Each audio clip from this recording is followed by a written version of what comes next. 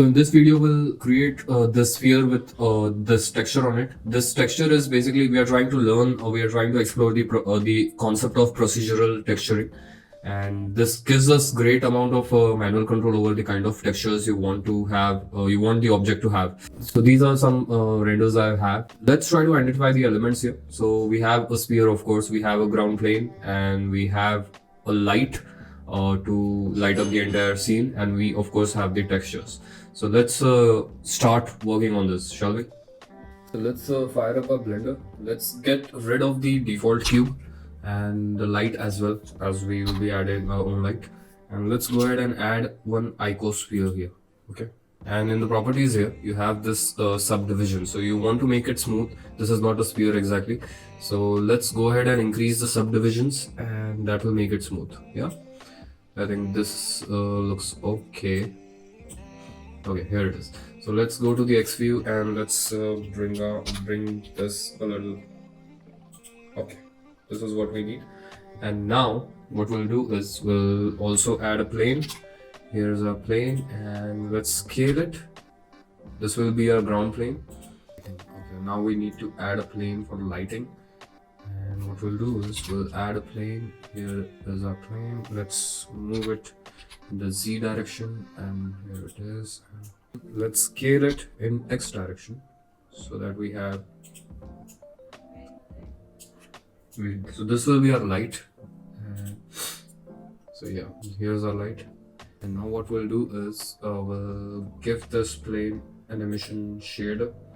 So here's our material. Here's emission. Let's go ahead and change the world background to black. Now let's go to the shading part. This is our most important part. So now what we'll do is we'll add another node called black body, and let's go ahead and add color. And let's give this. Here's a ball and new. So this will assign a new principal BSDF to it, but we don't need it at the moment, so we'll go ahead and delete the principal BSDF. And now let's go ahead and add a glossy BSDF. So here's our glossy BSDF. If we go ahead and increase the roughness or decrease the roughness, this is a change which happens. So let's go ahead and bring it down.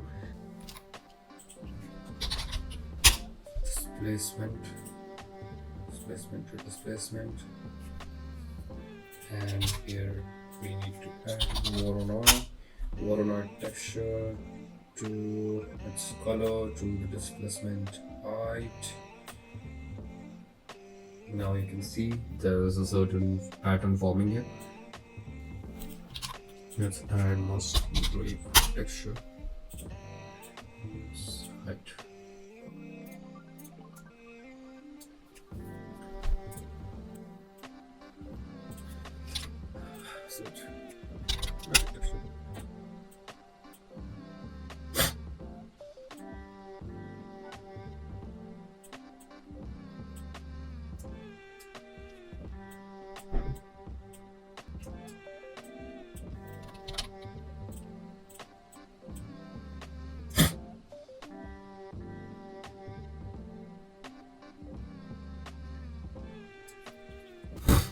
So basically, with just these three kinds of texture, you could bring out some amazing effects. So do go ahead and try. Do let me know how it works out. I'll see you in the next one.